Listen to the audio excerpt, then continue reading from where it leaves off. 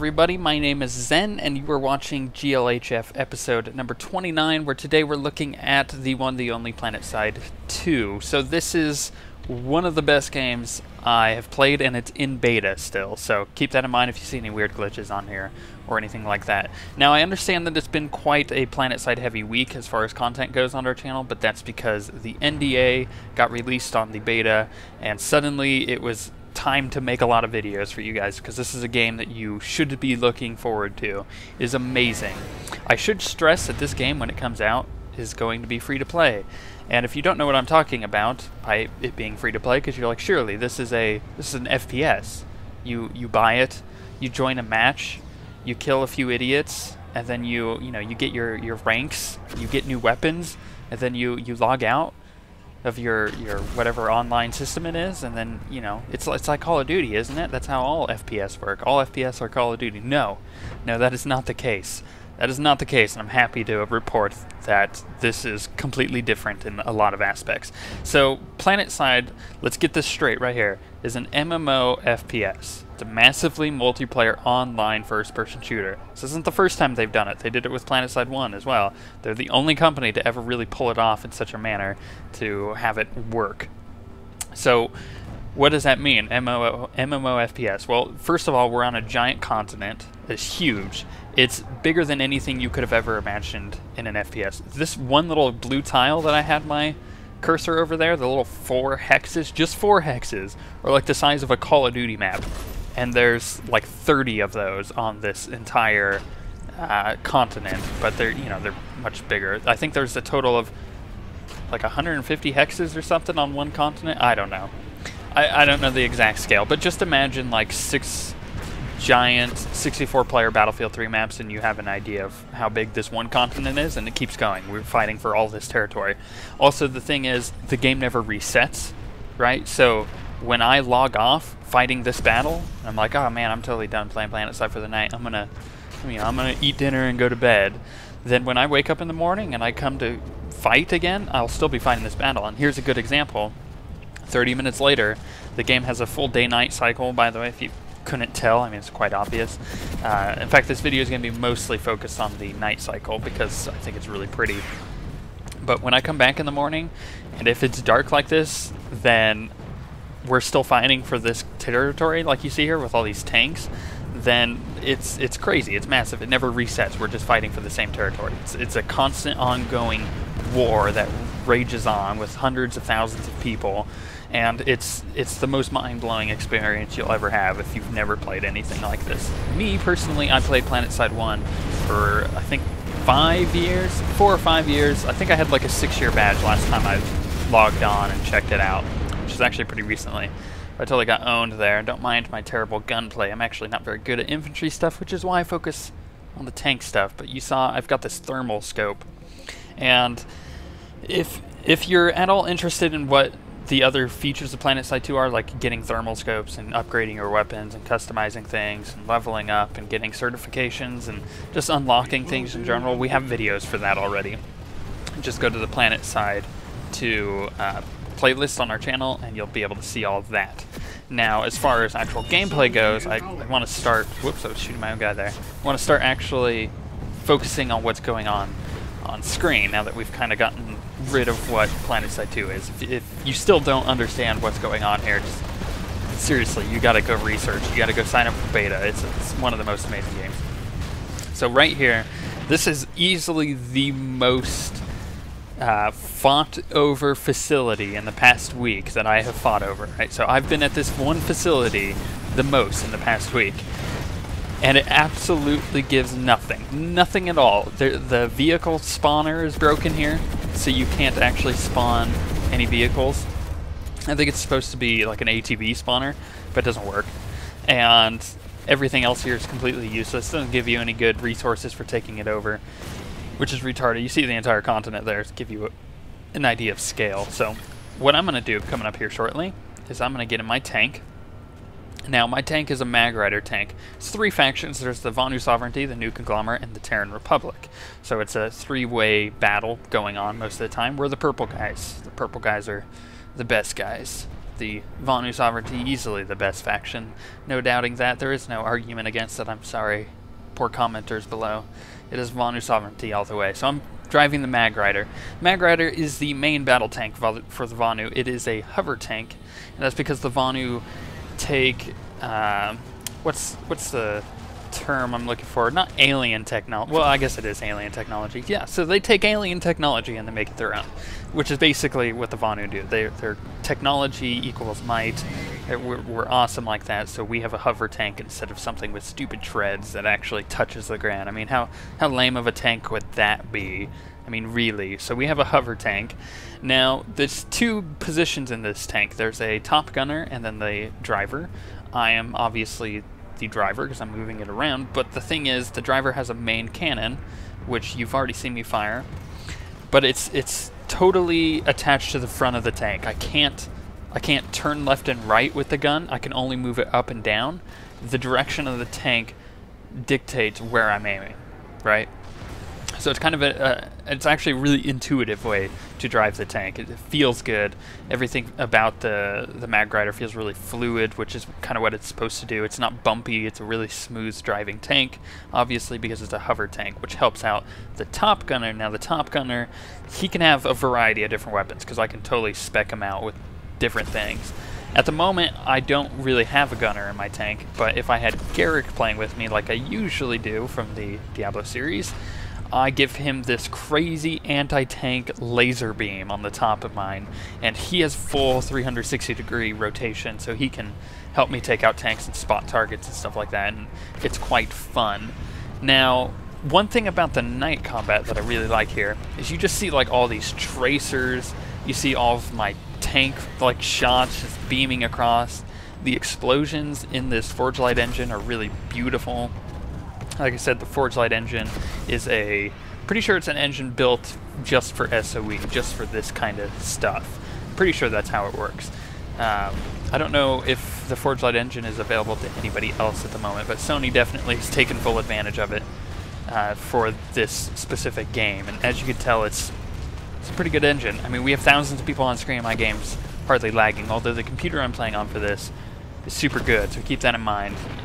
The game's not optimized yet, especially in beta, so if you have a low-end computer, don't expect to be able to play it very smoothly in large battles, which is unfortunate, but when it gets optimized, gets to the end of beta, I'm sure you'll be able to enjoy it with all the rest of us. Now, what we're trying to do here is we're trying to push forward to this base. This base is kind of on a cliff up here, and it's called the Vonu Archives, I think is what that base is called. It's not important. Either way, what it has is vehicle spawners for tanks and aircraft. So it's actually a pretty good base to have. It's really defensible because it's on a cliff. But the problem is, because it's on a cliff and because it's really defensible and we're attacking it, they have snipers on the ridge there, and they're just taking out our infantry. Oh, I picked up a gunner. I didn't even realize. So the machine gun fire you hear is my gunner. So the thing with this is we're trying to take our tanks and we're trying to push them forward to kill their armor coming out of the vehicle spawners there that you can see in red, the little tank icon. And we also have aircraft above just bombing the heck out of the top, trying to get rid of the snipers. So basically the whole goal here is to get our infantry into the base to capture the points. Once they capture the points, through influence alone of all the people we have on this one facility, we're going to take it over. So I hope that makes sense. As you can tell, we're kind of have like a giant battlefront going across this line, and it's almost a war on two fronts, because we also have the new conglomerate, which are the blue guys, up on the northern part of this battlefront. But they're leaving us alone for now. I think they have other fish to fry, which are quite good. Not the fish, the fact that they're leaving us alone. There you go. So I'm going to try to kind of basically scout around, keep any vehicles off, because what my tank is really good at is being mobile. Because it's really mobile, I'm typically really good at taking down other vehicles either before they see me, because my tank is really dark. It's easy to miss while I'm like hovering here in the shadows and stuff, so I can sneak up on other people fairly easily, take out their tanks, go away, you know, move away from them, go back into the shadows, repair back up, and take out more tanks. So it's that's kind of what I'm doing here, is I'm trying to keep the armor off of that point that we're taking now. So I'm going to try to put pressure on this one. Unfortunately, this one's locked out for another 23 seconds, so I can't actually capture it yet. But I'm hoping to, at this point, find any type of vehicle, whether it's aircraft or something, just anything to take down, because when you're floating around in a mag rider tank and you haven't had anything to shoot, you start getting antsy, start getting like cabin sick. You just don't want to sit there any longer. You just want to kill something, especially with this crazy gun on the front. So that's basically what's going on. And then I see that galaxy that totally just exploded. I was going to go repair it, but we had some aircraft on it taking it down. Now the big aircraft, the one you just saw explode, is a galaxy, and it's basically a mobile spawn point at this point in the beta, so you can deploy it and people can spawn from it, but it can also hold like 12 people in it. So it's a troop transport. Got a few guns on it as well, so it's able to hold its own. So basically we're trying to get those towards the front lines so we can spawn our troops without having to spawn them in the base and then having to vehicle them over, so they can just spawn on the front lines. But I mean, you can see a very clear front line there, basically, just from north to south, and that's not something that always happens in Planetside. Sometimes they'll come in and kind of swoop in behind you and cut you off from the rest of your supply line and your troops, and that's no good. So then you don't get any galaxies to supply your spawn points for your infantry, and then you also can't get vehicles to there either. So I'm just kind of floating around once again, hoping to find anything going on, but unfortunately I haven't been able to. There is a ammo dump that I just drove by and was able to pick up a few more shots for my main gun. Fortunately, the main gun can only hold 30 rounds, 1 in the barrel, and then 29 extra, so I have to refuel pretty often. And that's where the aspect of team play in Planetside 2 comes in pretty handy. I mean, you've heard me talking about trying to allow our infantry to move in to capture points. You've heard me talking about getting galaxies up in the front lines to be able to provide spawn points and stuff, but all that is done through the act of teamwork. I mean, solo gameplay in this is just going to get your entire faction just destroyed, basically, and I've seen it happen over the past week in the beta, where there's just a ton of people, literally just hundreds of people, in the new conglomerate aircraft, the Reaver, which is kind of like a strike fighter, and they were so far pushed back into their territory it was ridiculous. Like, both us and the Terran, the red guys, were pushing them so far north that they just didn't know what to do with themselves, because they were all solo players trying to fly around in a vehicle, and that doesn't help because then you don't have tanks to give support to the infantry and whatnot. So it is a team-based game, and you can join squads. So squads are like, I think they're like 5 people at the moment, 10 people, but then you can have your squad become a platoon, and then you can have hundreds of people like all coordinated together through an outfit, and an outfit's kind of like your typical MMO guild. So that's kind of how all of that works. But because I didn't find anything to the south, I'm driving up here to the north to see if I can literally find anything, just anything to shoot. I'm getting really antsy at this point, patrolling around. And then, do I find things? I find explosions. That doesn't necessarily mean I find living things to shoot at, though. In fact, in most cases, it means that they're all dead. But I think it's getting to the point at night where the sun is going to start rising here, because this content that I'm showing you here is much later during the night, almost coming up to dawn. And the next part I have to show you is probably just the funnest thing to do with a tank. Now, you may hear all this stuff about Planetside and teamwork and stuff, and you may think, oh, this is a serious game for serious people, right? Yeah, I mean, it is pretty competitive, not on like an MLG scale, but on a, you have a group of people trying to take over a facility and stuff. It's almost like MMO, like typical raiders who try to take down big bosses. Like, they're really competitive people. It's just how they work, right? So it's kind of the same thing here. But you can have some fun, and by you can have some fun, I mean you can do some really silly things in the game. Like, at the beginning of the episode, you saw some, like, vehicle just crash in front of me. Well, here, you're going to see what I love to do the most in a tank, which is get these skill shots off. This is one of the best ones I've done yet. So you see that aircraft over there? I'm just kind of like, maybe I'll hit it.